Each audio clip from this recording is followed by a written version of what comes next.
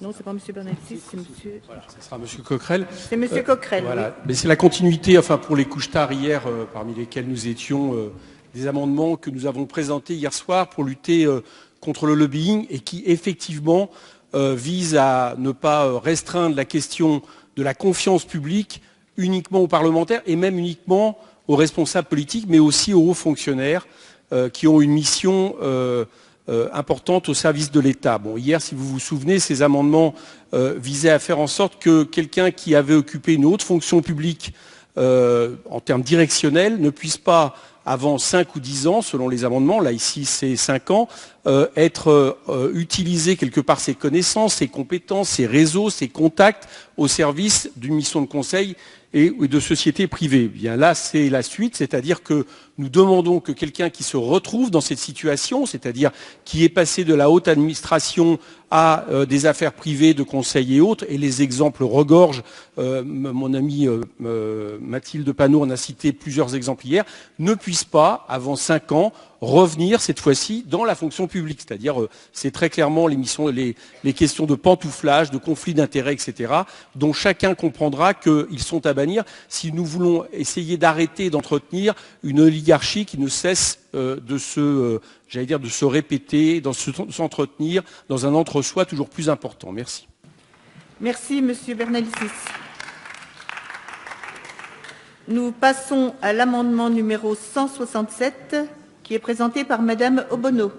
Pas exactement, mais c'est pas grave. Non, c'est pas possible. C'est Mme Obono qui est signataire. Plutôt que de me répéter, je voudrais noter le caractère un peu ubuesque. Obono qui est signataire de l'amendement, je précise. Toute seule 160. 167. Mais bon. On peut le laisser faire. Madame Obono est la seule signataire sur l'article 167. C'est le règlement, c'est ça? Ouais, mais du coup, je vais dire ça. Hein. Ok. Bon, ben.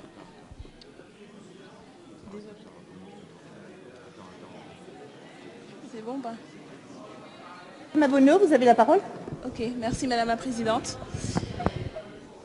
Madame la Présidente, mes chers collègues, donc comme avait commencé mon collègue Ruffin, cet amendement de rétablissement et de modification se propose d'interdire à tout ancien fonctionnaire ou agent public en disponibilité ayant exercé des fonctions pour le compte d'une entreprise publique ou privée ou pour une société de conseil d'occuper une fonction impliquant une mission de service public ou l'exercice de prérogatives de puissance publique directement ou indirectement liées au secteur d'activité dans lesquels il est intervenu, ce en prenant en compte le niveau de responsabilité et la nature des emplois occupés pendant un délai de 10 ans.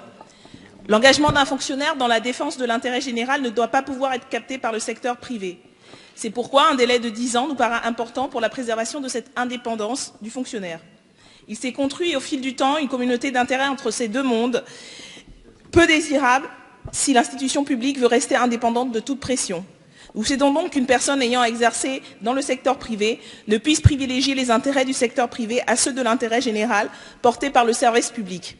Il ne s'agit pas là, comme nous le disions hier, d'une volonté de jeter la suspicion sur qui que ce soit, mais puisque nous sommes réunis ici pour faire voter une loi sur la confiance, il faut prévenir ce type de situation dont trop d'exemples récents ont montré le caractère délétère pour le débat public. Et donc nous pensons que très naturellement une majorité peut se retrouver sur cet amendement. Merci. Merci Madame Obono. Nous passons à l'article numéro 168 qui est présenté à l'amendement numéro 168 qui est présenté par Monsieur Bernalicis. Non. C'est monsieur. Bonjour. Donc comme je disais, vous savez, c'est comme un peu dans la lettre volée d'Edgar Poe. Parfois, c'est ce qu'on a le plus sous les yeux qu'on aperçoit le moins. Et là, il y a quand même comme un caractère grotesque pour moi à avoir une loi de rétablissement de la moralisation ou de la confiance avec Emmanuel Macron, président de la République. Quelle est le début de carrière d'Emmanuel Macron? Il faut quand même le rappeler puisqu'on parle de pantouflage. Il s'agit... Ah mais oui, mais non, mais ça vous plaît pas, mais rappelons-le, il était membre de la commission Attali Et c'est en tant que membre de la commission Attali, en fréquentant notamment Serge Weinberg, qui aujourd'hui est PDG de Sanofi, qu'il a pu entrer chez Rothschild. Qu'a-t-il fait? Que nous dit-on dans les biographies d'Emmanuel Macron? Que nous disent les banquiers d'affaires? Ils disent ce qu'on achète, c'est un carnet d'adresses. Ce que Rothschild est venu acheter avec Emmanuel Macron, c'est le carnet d'adresses qu'il s'est fait auprès de la commission Attali. Le principal deal d'Emmanuel Macron chez Rothschild, ça a été Nestlé. Que nous dit-on, puisque il avait fréquenté le PDG de Nestlé à la commission Attali, que nous dit-on dans ce biographie? Il a négocié un seul deal important, apporté sur un plateau par la commission Attali. Donc là, en vérité, on est dans une privatisation. On est dans une privatisation via le pantouflage. C'est comme la lettre volée. C'est le nez en plein milieu de la figure. Mais là, on est dans un cas de pantouflage qu'il s'agit de faire interdire pour la suite. Je reviendrai pour un épisode 2 plus tard. Merci. Merci, Monsieur Ruffin. Nous passons aux amendements. Nous passons aux amendements identiques. Et c'est l'amendement numéro 71 qui est soutenu par Monsieur Marlex, qui n'est pas là. Donc nous passons à l'amendement numéro 465, qui est soutenu par Monsieur Roussel. Il est défendu. Il est défendu. À ce moment-là, maintenant.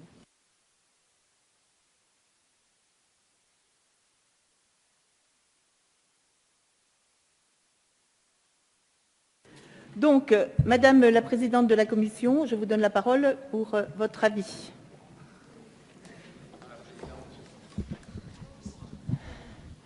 Je vais vous donner l'avis de la rapporteure de la Commission des lois sur ce texte, qui est identique en fait à toutes les opinions que nous avons pu exprimer ces derniers temps concernant la déontologie des fonctionnaires. Nous vous avons indiqué d'une part que nous avions une commission qui avait été réformée en 2016 et qui traite de ces questions et dont l'avis lie maintenant le gouvernement, que cette commission, il convient d'en évaluer l'action et les modalités de son fonctionnement avant de procéder à des modifications législatives, qu'enfin les amendements que vous avez déposés visent tous à ériger des interdictions très générales, très absolues, et qu'il nous paraît complètement disproportionné d'empêcher tout fonctionnaire d'exercer des activités quelconques, et ce de façon définitive pour la plupart de vos amendements. Donc nous pensons que le dispositif en place, en tout cas, même s'il vous apparaît comme étant insuffisant, mérite d'être évalué avant de procéder à sa modification. Donc l'avis de la Commission est défavorable. Merci, Madame la rapporteure. Monsieur Faure, c'est un rappel au règlement? Je veux juste essayer d'être constructif, puisque c'est à la mode. Mais moi, je veux bien, mais dans ces cas-là, il faudrait aussi que, dans le débat lui-même, parce que je me souviens des débats d'hier soir, où nous avons essayé de faire avancer un certain nombre de sujets, notamment dans le registre de l'exécutif, dans le secteur de l'exécutif, dans le domaine de l'exécutif. Et à chaque fois, vous nous les avez refusés au motif que ce n'était pas non plus dans le périmètre. Donc, j'aimerais comprendre pour la suite de nos débats s'il est possible d'envisager avec vous les conditions dans lesquelles nous pourrions avancer. Sur la réserve ministérielle, j'entends que vous allez faire droit à la demande que nous faisons de suppression de la réserve ministérielle. Et donc, j'acte ce fait dès à présent et vous nous donnez acte du fait que c'est nous qui l'avons proposé. Très bien. Et donc, maintenant, j'aimerais aussi que sur la suite, nous puissions avancer, y compris sur un certain nombre de sujets que je n'évoquerai pas maintenant, mais sur lesquels nous reviendrons. Et j'entends ce que vous nous dites. Et j'en prends, donc, voilà, c'est pas tombé dans l'oreille d'un sourd ni de sourde. Voilà.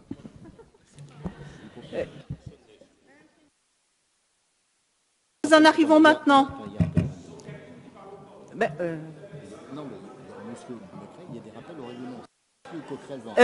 Monsieur Coquerel, enfin, on en est là au rappel au règlement. La seule possibilité de prendre la parole, ce sont les rappels au règlement.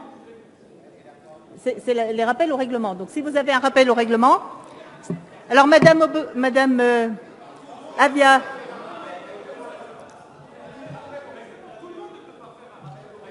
Monsieur Gosselin est suffisamment informé, est un député suffisamment expérimenté pour savoir qu'on peut faire un certain nombre de rappels au règlement. Monsieur Gosselin, vous êtes un député. Monsieur Gosselin, vous êtes un député suffisamment expérimenté pour savoir qu'on a le droit dans cette assemblée de faire plusieurs rappels au règlement. Donc, nous en tenons au rappel au règlement. C'est à vous qu'il appartient de C'est à moi qu'il appartient, Monsieur Gosselin, de juger si je dois autoriser un rappel au règlement ou non. Donc, pour le moment, nous en sommes à un rappel au règlement.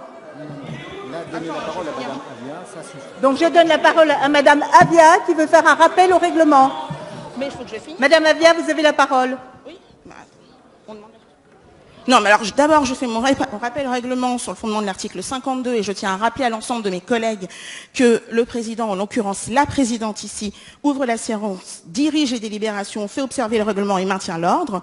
Et j'en appelle vraiment à ce que lorsqu'un rappel au règlement est fait, on se prononce uniquement sur ce rappel au règlement et que l'on respecte la présidente dans cet hémicycle. Quelle triste image des députés vous donnez aujourd'hui à nos concitoyens qui nous regardent. Comment pouvez-vous aujourd'hui douter que nous soyons dans cet hémicycle en train de voter une loi de confiance pour rétablir la confiance dans la vie politique, justement?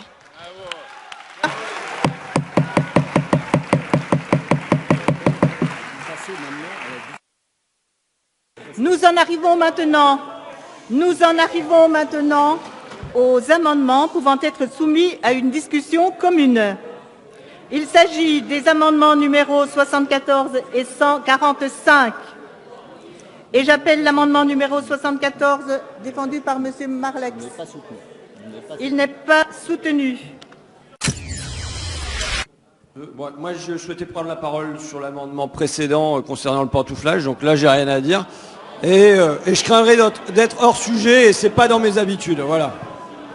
Bien, merci. La parole est à Madame Bateau. Là, j'ai vraiment du mal à vous suivre, Madame la rapporteure, parce que vous avez sans cesse félicité le législateur précédent de la loi Sapin 2. Là, nous avons une disposition de la loi Sapin 2 qui, certes, a été retoquée par le Conseil constitutionnel pour un vice de forme. Là, nous avons l'opportunité de compléter utilement le travail du législateur précédent dans le sens du travail du législateur précédent. Hein, comme nos collègues l'ont rappelé, il faut absolument... ils ont rappelé la qualité du travail du législateur précédent et donc le respect que nous leur devions, et donc nous ne devions pas changer leur loi si rapidement. Donc là, maintenant, nous avons l'opportunité de terminer le travail. Donc, merci.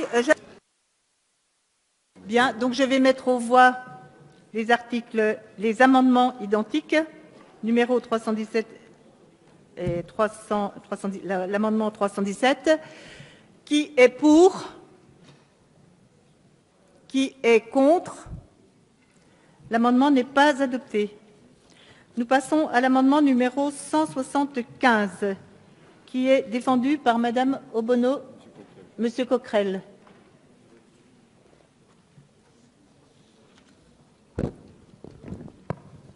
Chère Madame la Présidente, Madame la Ministre, chers collègues, c'est un amendement qui traite une fois encore de la question du pantouflage dans un moment où on demande beaucoup d'efforts aux fonctionnaires en gelant leurs points d'indice et en faisant en sorte que, à raison de la suppression d'un fonctionnaire sur deux partant à la retraite, ceux-ci se retrouvent évidemment avec des missions de plus en plus dures.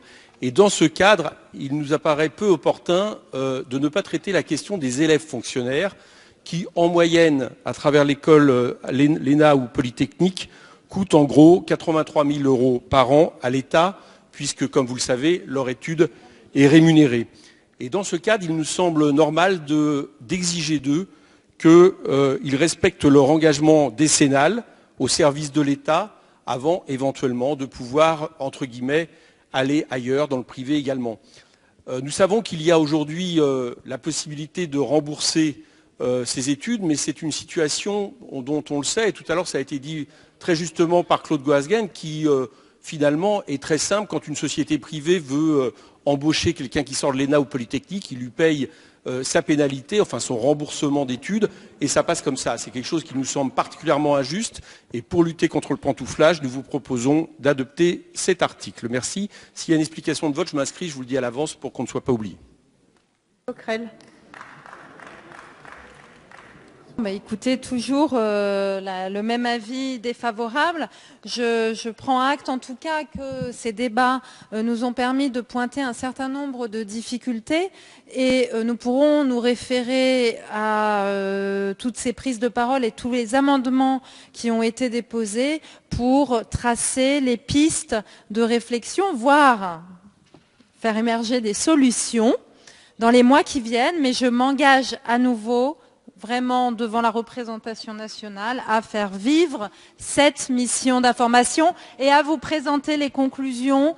Voilà, je ne m'engagerai pas sur un délai parce que je suis novice et je ne connais pas le temps parlementaire en termes de mission d'information, mais en tout cas, je m'engage à revenir devant vous sur ces sujets. Eh bien, écoutez, on va tenter ? Très bien. Donc, un avis défavorable. Merci. Vos réponses, et qui sont les mêmes, il faut le dire, vous avez au moins une qualité, c'est la constance dans les réponses que vous nous faites. Première réponse, c'est un cavalier. Il s'agit ici de traiter uniquement, malgré le titre, la question de la confiance dans la vie publique à travers les politiques et si possible seulement les parlementaires, parce que hier, je me souviens que vous avez refusé beaucoup d'amendements qui concernaient les membres du gouvernement avec cette fois-ci d'autres prétextes. Deuxième chose après, ne vous inquiétez pas, il y aura une commission. Vous êtes novice, je vais vous dire une chose, moi je suis novice dans cette assemblée, par contre il m'est arrivé de connaître dans mon engagement politique l'usage qu'on fait des commissions. Et l'usage des commissions, effectivement, en général, c'est pour enterrer un débat. Mais je vais vous dire une chose, chère et Madame la Présidente de la Commission, c'est qu'ici, nous sommes souverains, nous sommes l'Assemblée souveraine. Et nous avons à partir de là la possibilité, et j'allais dire même quelque part l'exigence vis-à-vis de ceux qui nous ont élus, de considérer que nous pouvons amender un texte tel que nous l'entendons, si nous estimons qu'il ne va pas assez loin dans la moralisation de la vie publique. Donc non, nous ne sommes pas d'accord. Nous ne pensons pas, j'ai entendu tout à l'heure un collègue de En Marche expliquer qu'il y aurait comme ça une opinion sociétale qui exigerait de nous qu'on traite la question de la moralisation de la vie publique uniquement sur la question des collaborateurs liés des députés ou de leurs frais. Mais vous savez, à force d'entendre et à force de dire, et c'est ce que nous faisons avec ce texte, que la priorité des priorités dans la moralisation de la vie publique, c'est uniquement cette question. Comment voulez-vous que l'opinion publique pense autre chose?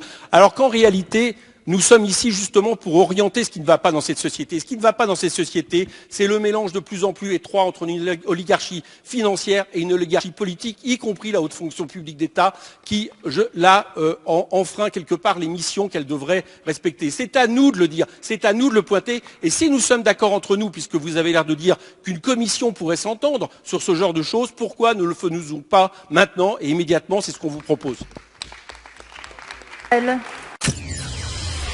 Oui, comme on revient sur le pantouflage. Alors, j'ignorais cet usage qui n'est pas une règle, mais qu'on n'a pas le... Pardon? S'il vous plaît. Dans les usages, ok. Bon, mais si... S'il vous plaît, seul Monsieur Ruffin a la parole. S'il vous plaît. Oui, très bien, ok. Bon. S'il vous plaît. Ça doit être le problème central de cette Assemblée. S'il vous plaît, seul Monsieur Ruffin a la parole.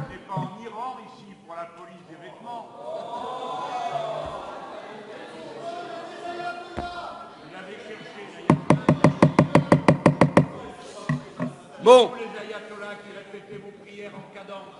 Monsieur Ruffin, vous avez la parole. Oui, donc j'ignorais cet usage qu'on ne doit pas attaquer un président de la République au sein de l'Assemblée. Je l'ai fait par souci de transparence, de confiance dans la vie publique, de probité et par usage de ma liberté de parole. Et je vais poursuivre avec cet usage de ma liberté de parole en trouvant toujours problématique qu'un inspecteur des finances passe dans une banque d'affaires avec son carnet d'adresses, qu'il le fasse fructifier en y faisant des deals, qu'au sein de cette banque d'affaires, il négocie par exemple pour le groupe Lagardère, qui est à la fois impliqué dans les médias et dans l'aéronautique, la cession d'un certain nombre de titres, qu'ensuite ils reviennent dans le public en tant que secrétaire d'État à l'Élysée, et que là, il négocie toujours pour Lagardère la cession des parts de ADS. Oui, il y a là une confusion des genres qui me paraît tout à fait problématique.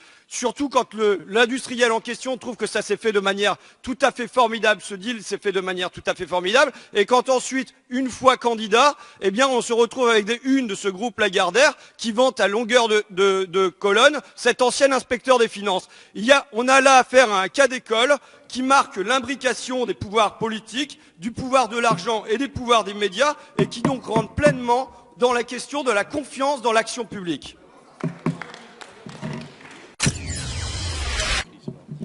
Alors, j'ai des inscrits sur l'article 2 ter, et le premier est Monsieur Alexis Corbière. Oui, Madame la Présidente. Vous reprendrez encore un petit peu de pâte, chers collègues, non? Du riz.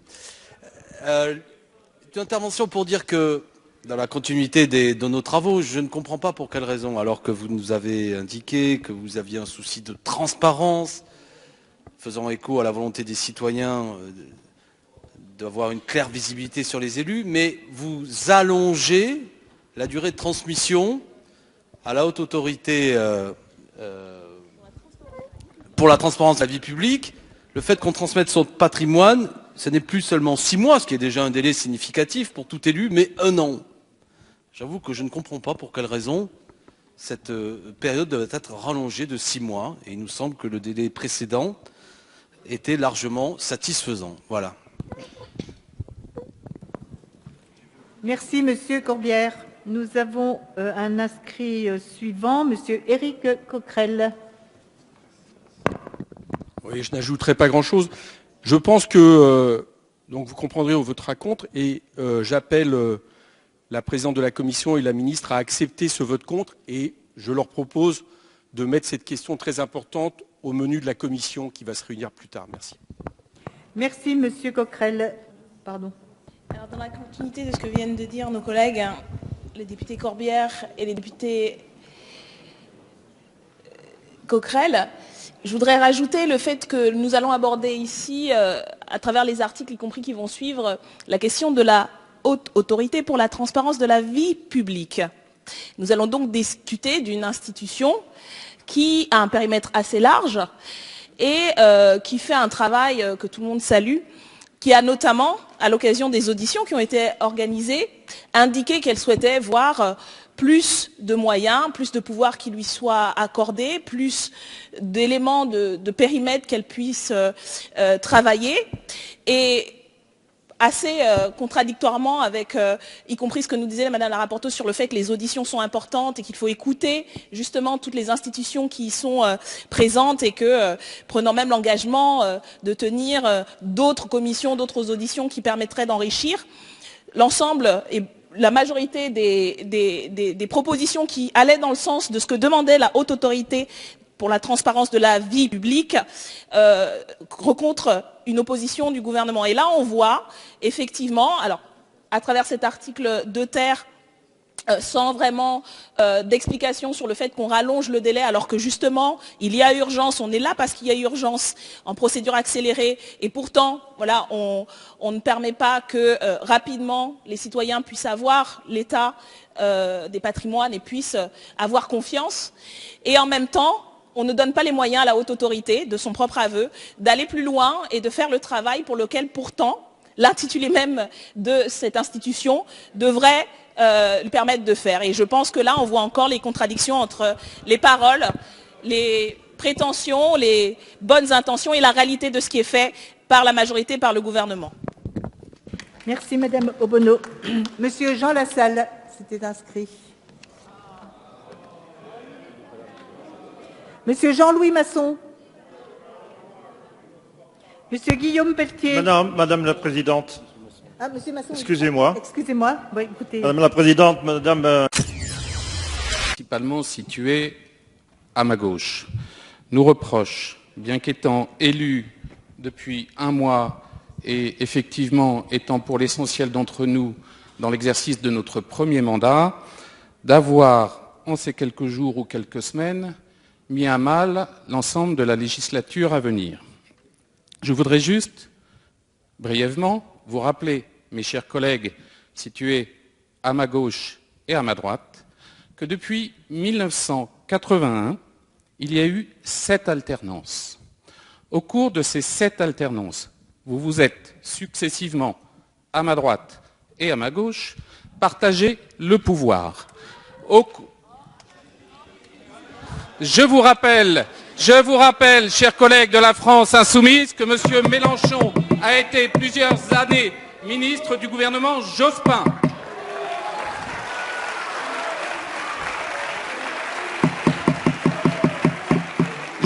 Je vous rappelle, mes chers collègues de la France insoumise, qu'en avril 2007, M. Mélenchon déclarait « Pourquoi j'aime Fabius ». Alors,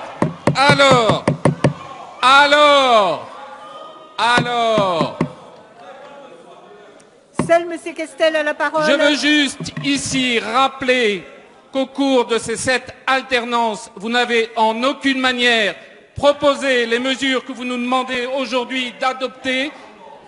Je veux juste aujourd'hui rappeler qu'au cours de ces 7 alternances et de ces 4 décennies, vous n'avez pas su donner la confiance au peuple français qui, tous les 5 ans, vous a renvoyé dans vos foyers. Je veux juste rappeler ici qu'en 2017, un président de la République a été élu, que les Françaises et les Français lui ont donné une large majorité.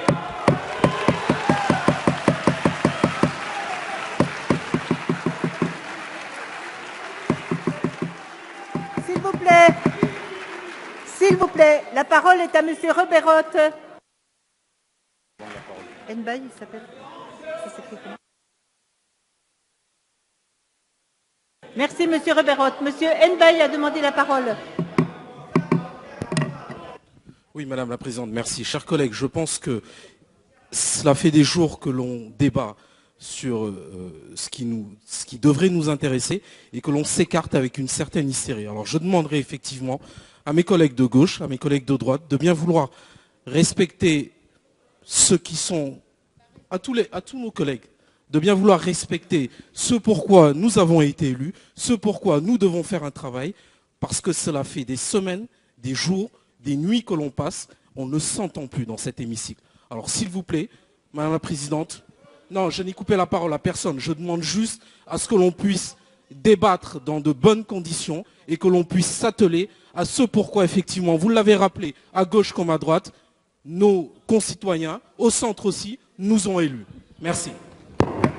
Merci, M. Nbaye. Oui, bon, je vous rejoins un peu en cours de route, parce qu'il y a des obscures réunions de commission à droite, à gauche. Et j'arrive et je vois qu'on se fait agresser en étant des ex d'à peu près tout, et que du coup nous n'aurions pas osé à une certaine époque. Et regardez-moi, monsieur, regardez mon âge. Quel âge avais-je quand Jean-Luc Mélenchon était ministre? Vous me tenez responsable de cela? Vous voulez me tenir responsable de cela? Et en plus, c'était un excellent ministre par ailleurs, qui a fait avancer les choses. Mais revenons. Vous avez touché une corde sensible, monsieur. Vous avez touché une corde sensible, pas la mienne. Mais il y a des tas d'éléments dans le texte qui étaient initialement amendés par le Sénat, pour lesquels, effectivement, les anciennes majorités n'avaient pas eu l'audace de légiférer sur le sujet, sur le pantouflage, sur plein d'autres sujets. Et je le sais, pour en discuter avec plusieurs d'entre vous dans les couloirs, qu'au fond, vous êtes d'accord avec ces propositions. Et alors là, pour une fois, vous avez le pouvoir, vous avez LR qui est d'accord, Nouvelle Gauche qui est d'accord, nous qui sommes d'accord, et c'est vous qui vous opposez à des mesures qui vont augmenter ce texte, qui vont plus loin, qui vont de l'avant, qui vont dans le sens que vous voulez. Et là, vous faites les frileux? Oui, vous êtes à l'image des précédentes majorités. Vous êtes frileux et vous faites dans la demi-mesure. Voilà, monsieur. La parole est à monsieur Aubert.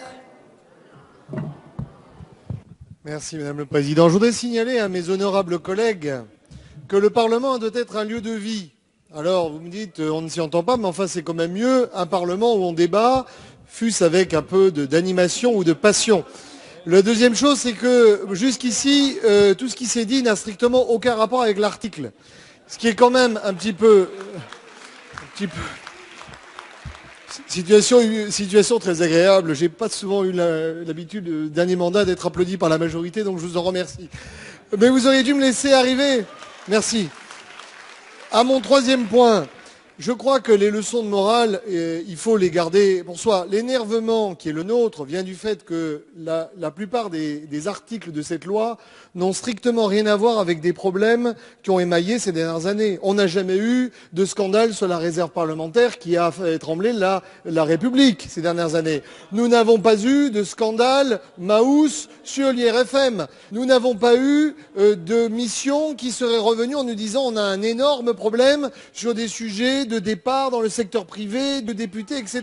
Bon, je crois que le grand problème de cette loi, c'est qu'elle est hémiplégique. C'est-à-dire que nous sommes en train d'enlever au Parlement, alors qui est déjà très faible, qui dans notre démocratie française, par rapport à d'autres démocraties, fait peu de choses. Il arrive à peine à légiférer, alors qu'en réalité c'est l'État et c'est l'exécutif qui légifèrent à notre place. Et ce que nous sommes en train de faire, c'est en réalité nous enlever les moyens de peser face à l'exécutif et de renforcer cet exécutif. Il est là le sujet. Après, si vous voulez en débattre sur le fond, moi je vous y invite, mais néanmoins évitez de donner des leçons de morale, parce que j'ai entendu des références à l'affaire Fillon. Je ne vous rappellerai pas qui est le président de votre groupe. On ne peut pas dire non plus que ce soit un saint. Et nous ne recasons pas du gouvernement au groupe les gens qui sont suspectés d'affaires. Merci.